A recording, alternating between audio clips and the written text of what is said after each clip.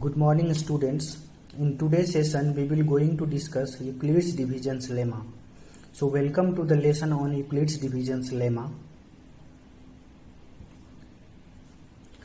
At the end of this lessons you will be able to state the principle of Euclid's division's lemma, calculate the highest common factor of any two positive integer by applying Euclid's division's lemma, identify certain properties of number by applying Euclid's division's lemma. Let us see some example here. He is the shopkeeper Mr. Chatura. He runs the stationery shop. He is keeping the records of the stationery item by applying some special forms. Let us see what is the forms he is applying. First columns he is putting the name of the items. Second columns number of items per box. So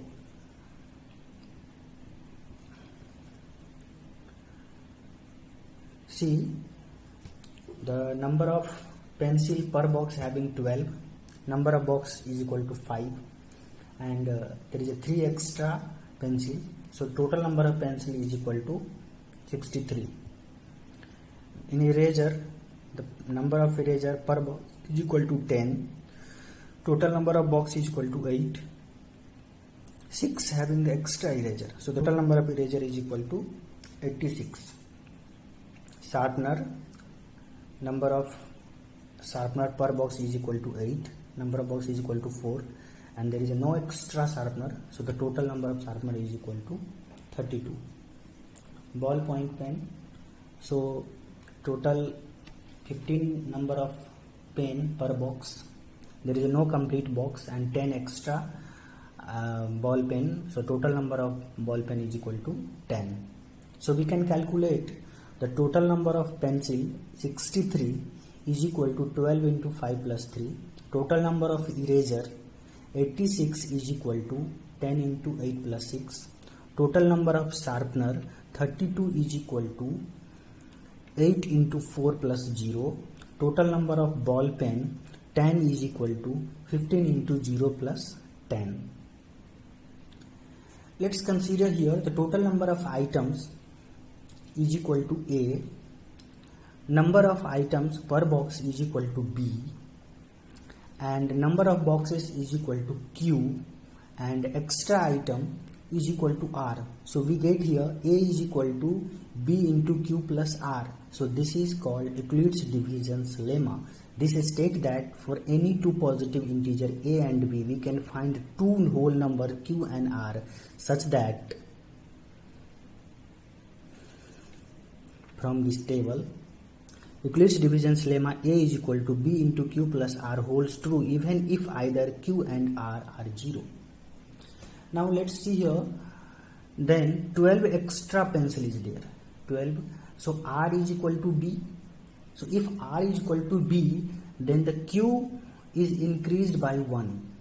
So here 72 is equal to 12 into 5 plus 1 is equal to 0. So Euclid's division's lemma A is equal to B into Q plus R holds true even if either Q or R is 0.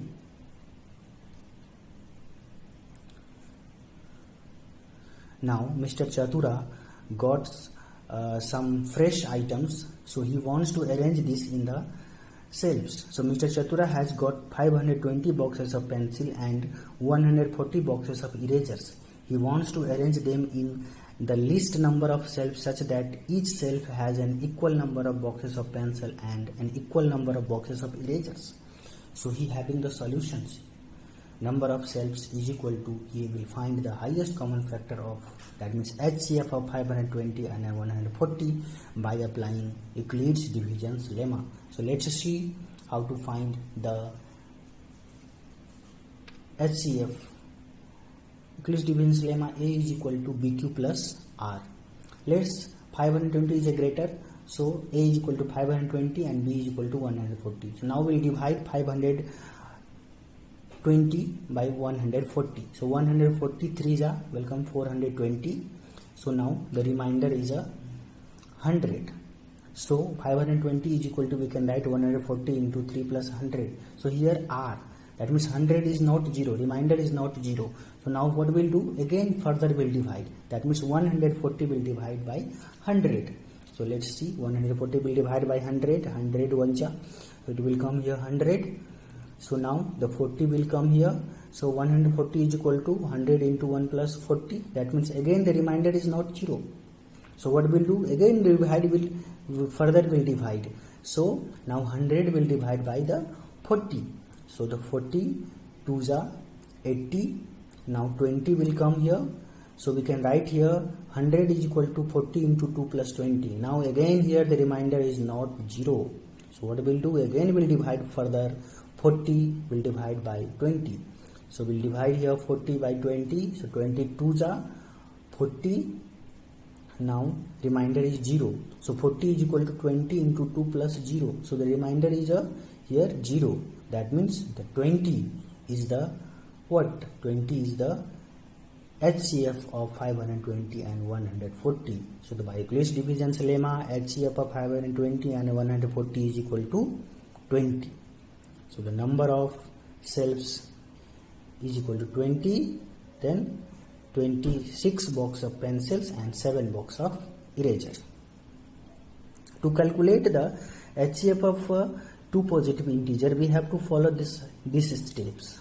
The first one is that given two positive integer a, b such that a is greater than b, applying Euclid's division's lemma to a and b to find two whole numbers q and r such that a is equal to bq plus r and r is greater than or equal to 0 and smaller than b.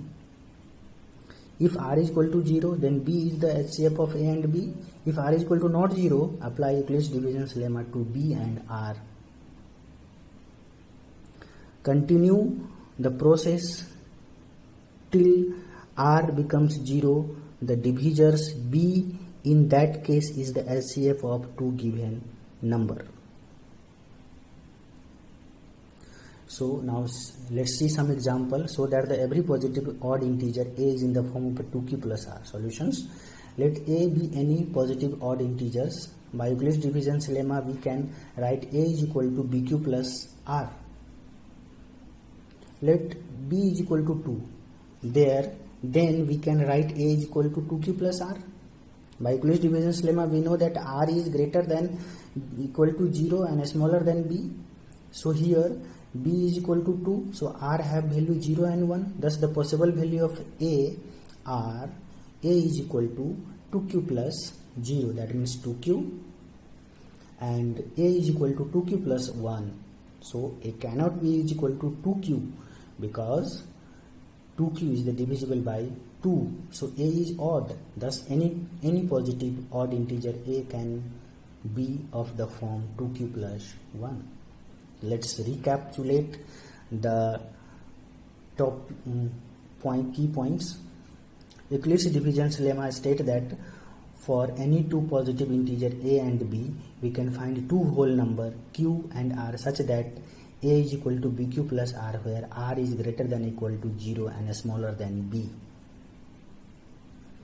Euclid's division's lemma can be used to find the highest common factor of any two positive integers.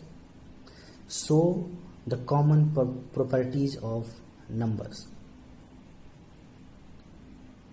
Now let's go to the next topic, fundamental theorem of arithmetics.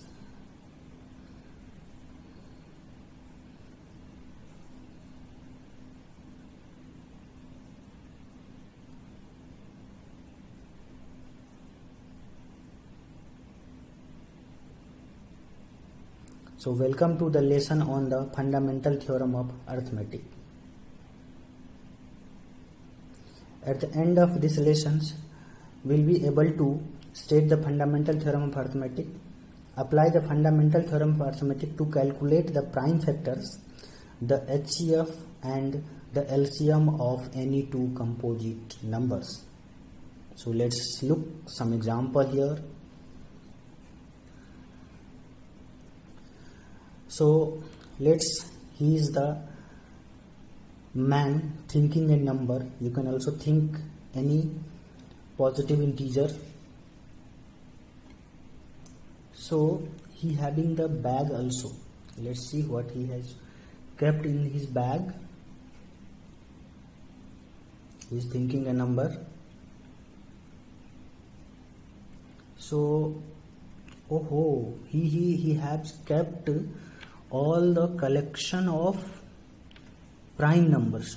Oh, do you know, student, what is the prime numbers? Yes, the number which having only two factor is called a prime number. So he has kept all the prime numbers in his bag.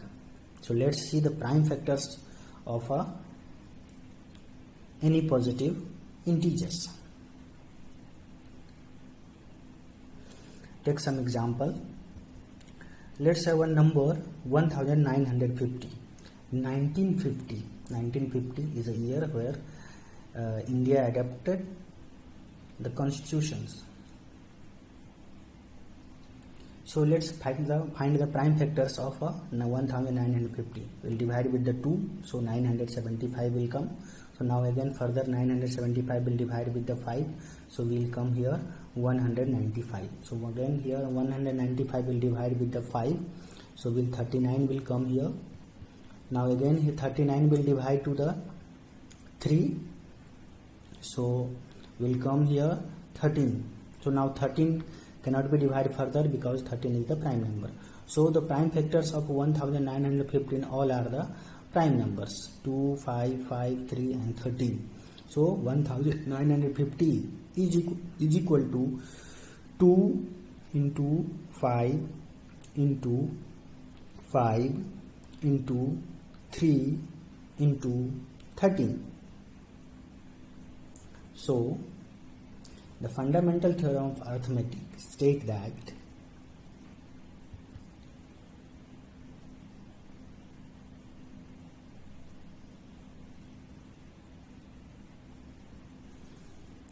every composite number can be expressed or factorized as a product of prime numbers. Let's another way to find the prime factors of 1950. Let's divide with the 5. First we'll divide with the 5. So now 1950 divide with the 5. So here it will come 390. Now again 390 will divide with the 5. So here will come 78.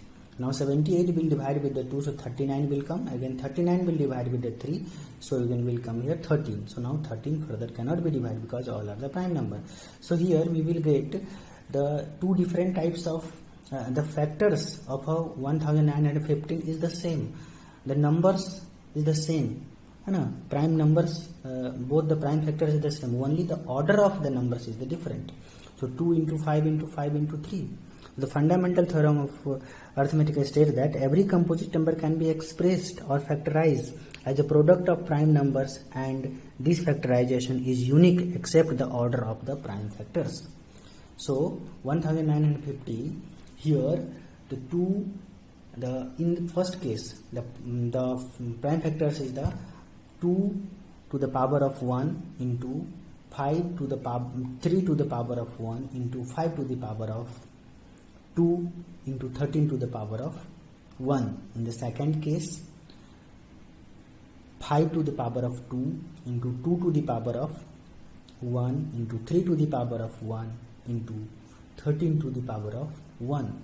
So from these we conclude that by expressing any two numbers as their prime factors, their highest common factor HCF and the lowest common multiple LCM can be easily calculated.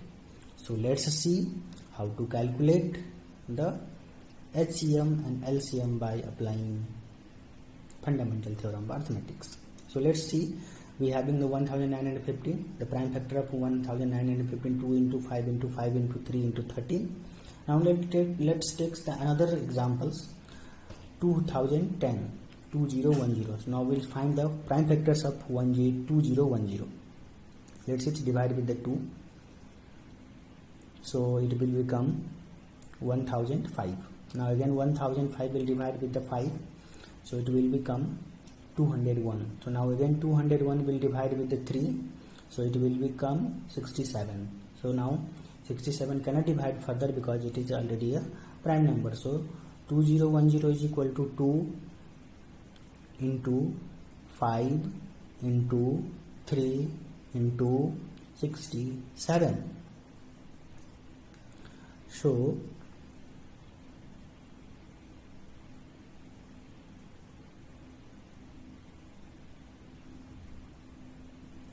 let's find the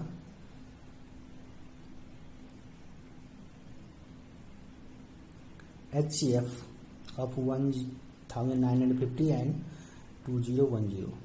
So here we'll find the common factor. The common factor is a 2, 3, 5. So here we'll take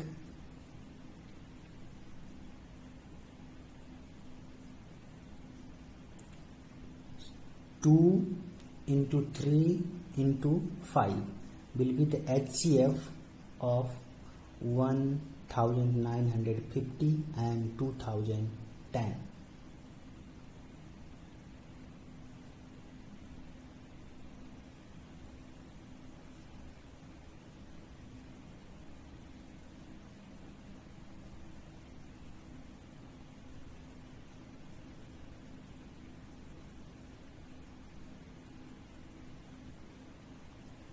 So the HCF is equal to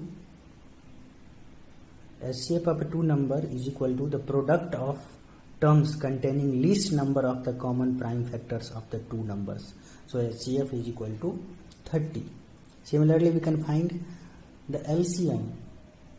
LCM of a two number, the product of terms containing greater power of all prime factors of the two number. So here the LCM will be 2 into 3 into 5 to the power of 2 into 13 into 67. So the LCM will be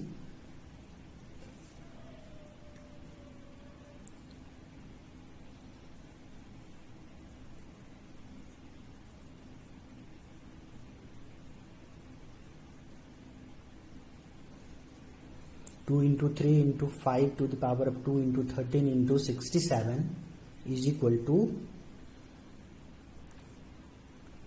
1,30,650 is the LCM of 1950 and 2010. Let's see some interesting fact. HCF is a 30, LCM is equal to 1,30,650.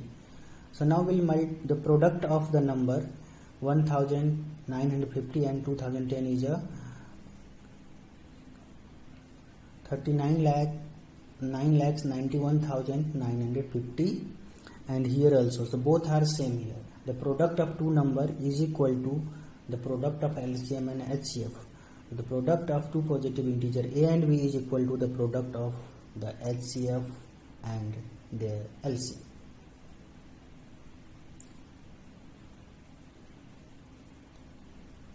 Let's again recapitulate this topic. The fundamental theorem of arithmetic: every composite number can be expressed or factorized as a product of prime numbers, and this factorization is unique except in order of the prime factors. The HCF of a two number is equal to the product of the terms containing the least power of common prime factors of the two numbers. The LCM of the two number is equal to the product of the terms containing the greatest power of all prime factors of the two numbers. The product of the two positive integer is equal to the product of their LCF and LCM.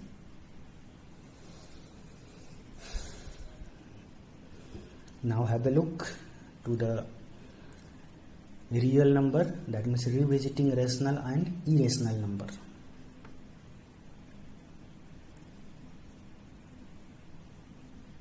So welcome to the lesson on revisiting rational and irrational number. At the end of this lesson, you will be able to distinguish between rational and irrational numbers, prove theorem related to the rational and irrational number. So here the rational number club is there. Let's see. These all are the irrational number. Irrational and rational, we insist, are the rational number.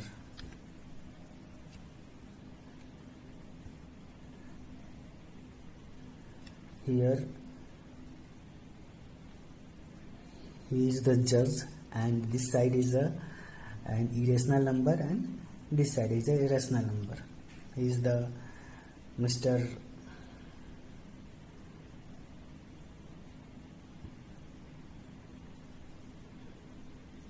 So rational number versus irrational number.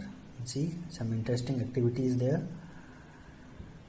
My lord, let me begin my introduction. So a number is called a rational number if it can be written in the form p upon q, where p and q are integer and q is not equal to 0. Irrational number, a number is called irrational number if it cannot be written in the form p upon q, where p and q are integer and q is not equal to 0. Mr. Public Prosecutor is trying to suggest that we are irrational number. We insist we are rational number. So we all see, let's start. If prime numbers p divides q square, then p is also divide q, where q is a positive integer. So here one theorem is there. If a prime numbers p divides q square, then p also divides q, where q is the positive integer. So let's prove. Let the prime factorization of q is equal to p1, p2, pn, where p1, p2, pn are the prime numbers, not necessarily distinct. Thus q square is equal to p1, p2, p3, pn. So given prime number p divides q square. By the fundamental theorem of arithmetic, q square has a set of unique prime factors. So thus p is one of the prime factors of p1, p2, so on pn. But p is also a factor of q, since q is equal to p1, p2, p3, pn. Thus we can say that if p divides square, it also divides q. So Mr. Public Prosecutor trying to prove here, one still believe I am a rational number. Okay, accept your claim if you meet just one condition. So there is one more condition. Assuming root 2 is a rational number, there must exist two integer q, p and q, where q is not equal to 0, such that root 2 is equal to p upon q. So let's prove this theorem also. Where q is not equal to 0, such that root 2 is equal to p upon q. Suppose p and q have a common factor, r is not equal to 1. So root 2 is equal to a upon p, such that a and b are co-prime.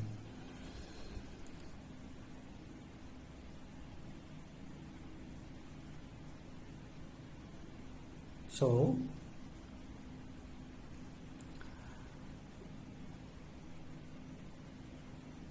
we have root 2 is equal to a and b. Squaring both sides, we get 2 is equal to a square upon b square, or 2b square is equal to a square. Thus 2 divides a square.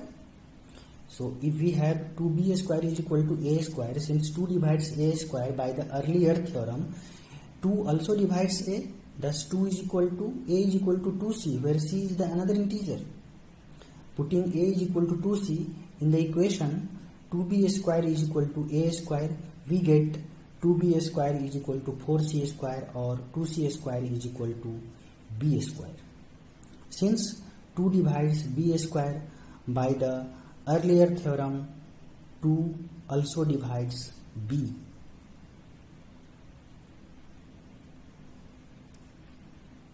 Since 2 divides both a and b, it is a common factor of a and b. This contradicts that a and b are co-prime. So this contradicts has arisen because of our first assumption that root 2 is a rational number. So the assumption is incorrect This proves that root 2 is a irrational number.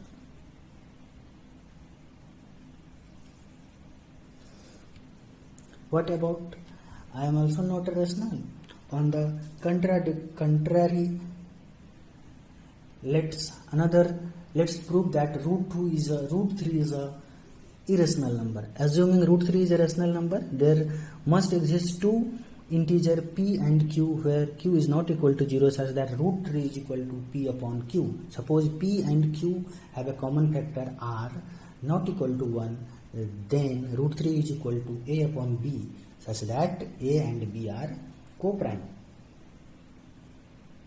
So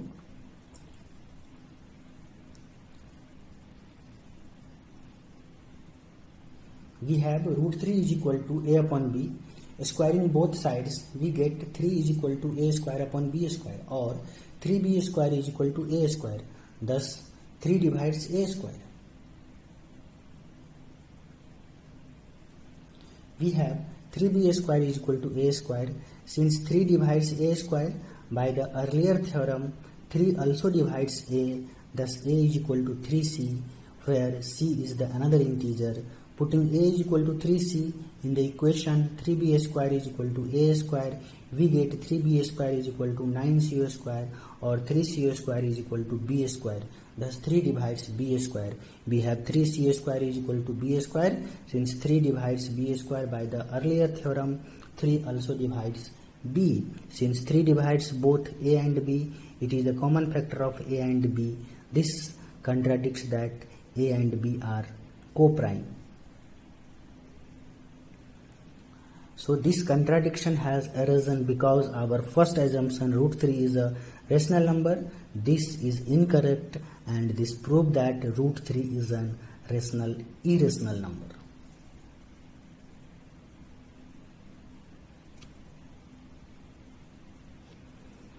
Then 2 in me is definitely a rational number. So what about me?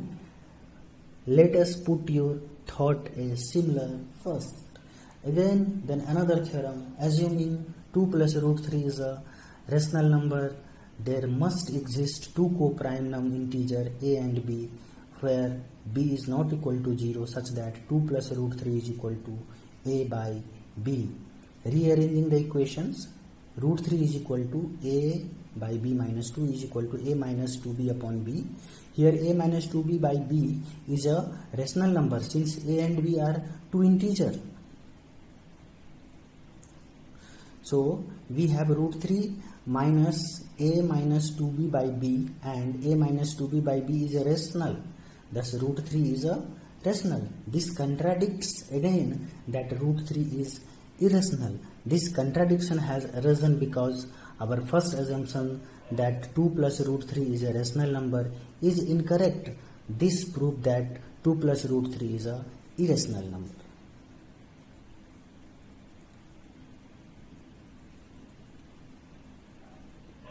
So we conclude that a number that cannot be written in the form a by b, where a and b are integer and b is not equal to 0, are called irrational number. The sum, difference, product or quotient of a rational and an irrational number is also a irrational number.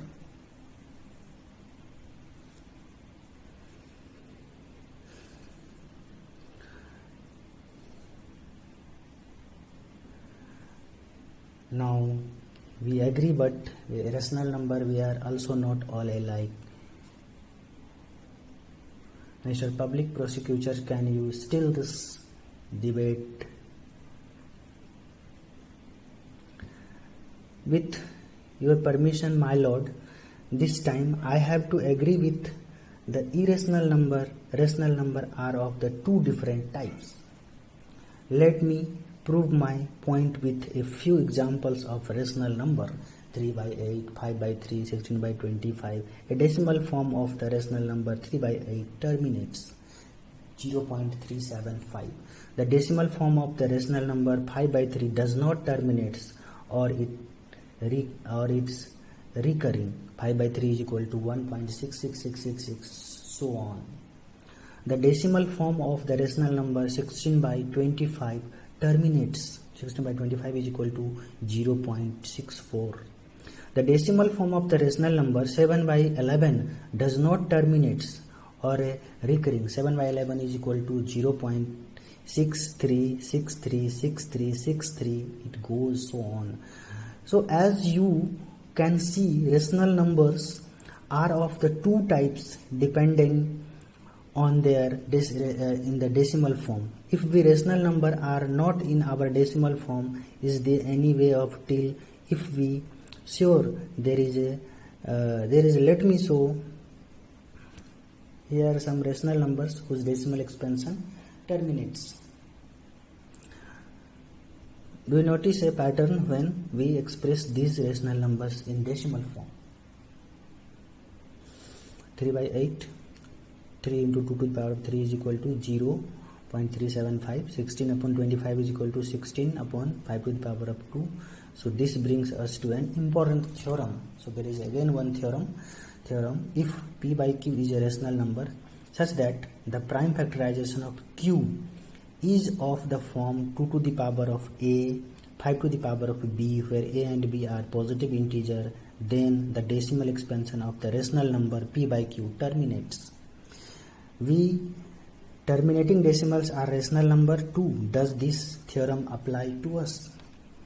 If it does, yes. A number which are terminating decimal expansion 0.35, 18.75, 0.375, 0.10404. Let's write all these terminate decimal rational number in the form P by Q. 0.35 is equal to 35 by 100, 0.35 is equal to 35 by 100, 18.75 is equal to 75 by 2 to the power of 2, 0.375 is equal to 2 upon 2, 3 upon 2 to the power of 3, 0.0404 is equal to 101 upon 2 to the power of 2 into 5 to the power of 2. So this brings into another important theorems is what theorem, if the rational number is a terminating decimal, it can be written in the form P by Q, where P and Q are a co-prime and the prime factorization of Q is of the form 2 to the power of A, 5 to the power of B, where A and B are positive integers. So we can the rational number those decimal expansion does not terminate identify? Obviously it is the very simple. Let me give you some another theorem is if P by Q is a rational number such that the prime factorization of Q is not of the form 2 to the power of A, 5 to the power of B, where A and B are the positive integer, then the decimal expansion of the rational number P by Q does not terminate and is recurring.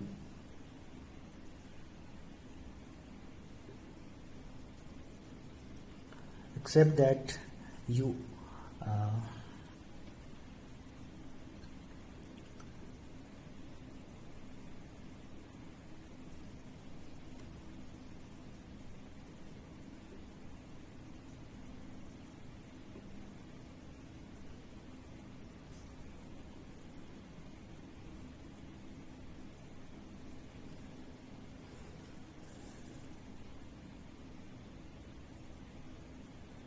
different type of rational number can be lived together in peace. Why can't they accept the irrational number?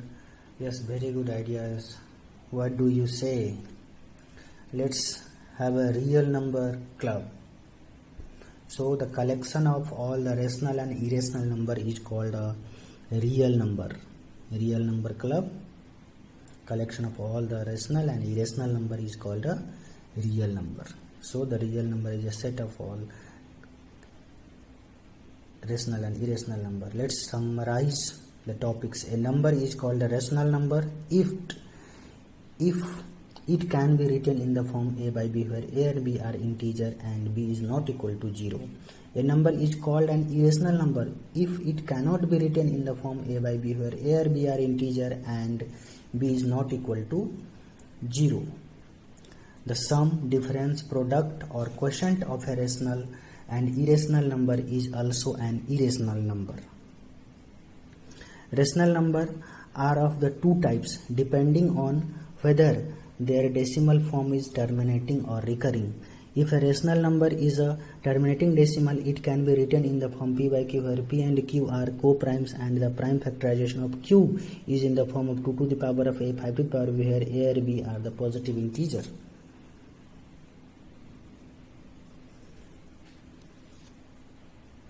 If p by q is a rational number such that the prime factorization of p is of the form 2 to the power of a, 5 to the power of b, where a and b are positive integer, then the decimal expansion of the rational number p by q terminates.